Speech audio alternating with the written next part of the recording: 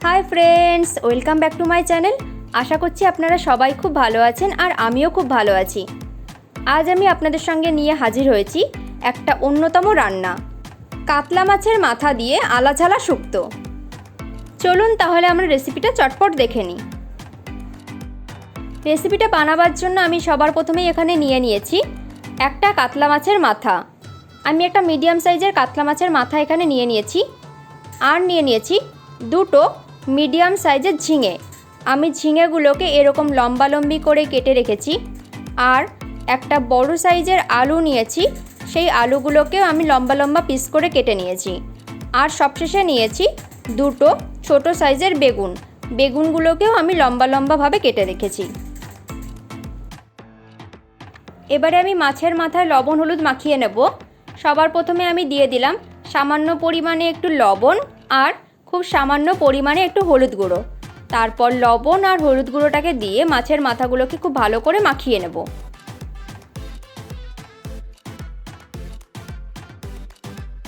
এবারে আমি মাছের মাথাগুলোকে ভেজে নেব।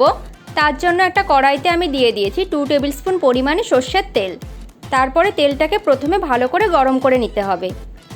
তেল ভালো মতন গরম হয়ে গেলে আগে থেকে লবণ হলুদ মাখিয়ে রাখা মাছের মাথাগুলো আমি তেলের মধ্যে দিয়ে দিলাম। তারপর গ্যাসের ফ্লেমটাকে মিডিয়ামে রেখে আমি মাছের মাথাগুলোকে ভালো করে একটুখানি ভেজে নেব।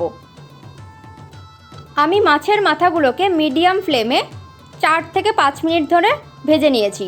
তারপর ভাজা হয়ে গেলে এগুলোকে একটা প্লেটে আমি তুলে আলাদা করে রেখে দিলাম। এবার ওই মাছ ভাজার তেলেই আমি ফোড়নের জন্য দিয়ে দিচ্ছি 1/2 টিস্পুন পাঁচফোড়ন, দুটো শুকনো লঙ্কা আর দুটো তেজপাতা। তারপর ফোড়নটাকে 15 সেকেন্ড সময় ধরে মিডিয়াম ফ্লেমে একটু ভেজে নিতে হবে। ফোড়নের থেকে সুন্দর গন্ধ বেরোতে শুরু করলে আমি এর মধ্যে দিয়ে দেব 1 টিস্পুন আদা বাটা। তারপর আদা বাটাটাকে দিয়ে মিডিয়াম ফ্লেমে আমি 1 থেকে 2 মিনিট ভালো করে কষিয়ে নেব। আদাটাকে মিনিট 2 সময় ধরে ভালো করে কষিয়ে নেওয়ার পর এর মধ্যে আমি সবার প্রথমেই দিয়ে দিচ্ছি লম্বালম্বি করে কেটে রাখা আলু। তারপর আলুগুলোকে দিয়ে আমি মশলার সঙ্গে ভালো করে আলুগুলোকে একটু ভেজে নেব। আলুগুলোকে ভাজার সময় আমি এর মধ্যে দিয়ে দিচ্ছি 1/2 টিস্পুন পরিমাণে লবণ। তারপর লবণটাকে দিয়েও গ্যাসের ফ্লেমটাকে মিডিয়ামে করে আলুগুলোকে আমি মিডিয়াম করে একটু ভেজে নেব। আলুগুলোকে সামান্য ভেজে নেওয়া হয়ে গেলে এর মধ্যে আমি দিয়ে দিচ্ছি আগে থেকে লম্বালম্বি করে কেটে রাখা বেগুন আর ঝিঙে। তারপর গ্যাসের ফ্লেমটাকে মিডিয়াম টু হাইতে রেখে আমি আলু বেগুন আর ঝিঙে সব কিছুকেই আবারও একটু ভালো করে মিশিয়ে নিয়ে ভেজে নেব।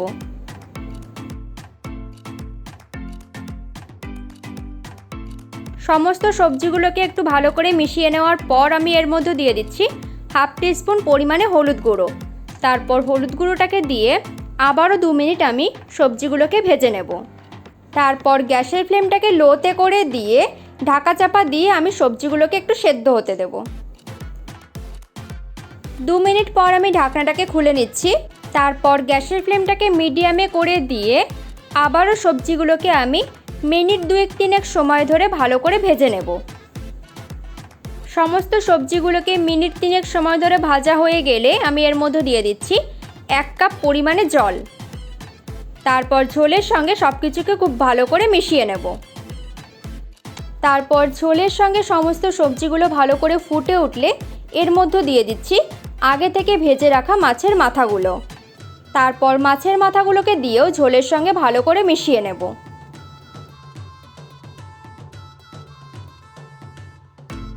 মিনিট 2-3 সময় ধরে মাছের মাথাগুলোকে সবজির সঙ্গে ভালো করে মিশিয়ে নেওয়ার পর আমি গ্যাসের ফ্লেমটাকে লোতে করে দিয়ে ঢাকা চাপা দিয়ে আরও 2 মিনিট এটাকে একটু রান্না হতে দেব। 2 মিনিট পর আমি ঢাকনাটাকে খুলে দিচ্ছি।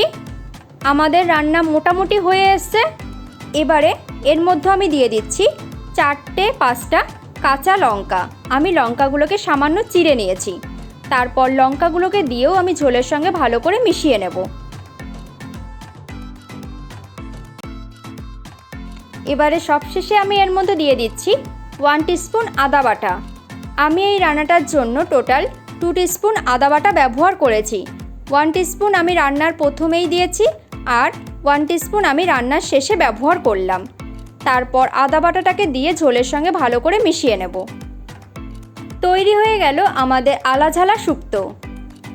আমার দেখানো রেসিপি যদি আপনাদের ভালো লেগে থাকে তাহলে ভিডিওগুলোকে লাইক, শেয়ার, কমেন্ট করবেন। আর আমার চ্যানেলে নতুন হলে চ্যানেলটা সাবস্ক্রাইব করে নেওয়ার অনুরোধ রইল। পাশে থাকা বেল বাটনটি অবশ্যই প্রেস করে দেবেন, কারণ আমি চ্যানেলে যখনই নতুন কোনো রেসিপি দেব তাহলে আপনাদের কাছে খুব তাড়াতাড়ি নোটিফিকেশান পৌঁছে যাবে। চলুন তাহলে আজ এই পর্যন্তই। আবারও হাজির হব নতুন কোনো রেসিপি নিয়ে। ভালো থাকবেন, সুস্থ থাকবেন। ধন্যবাদ।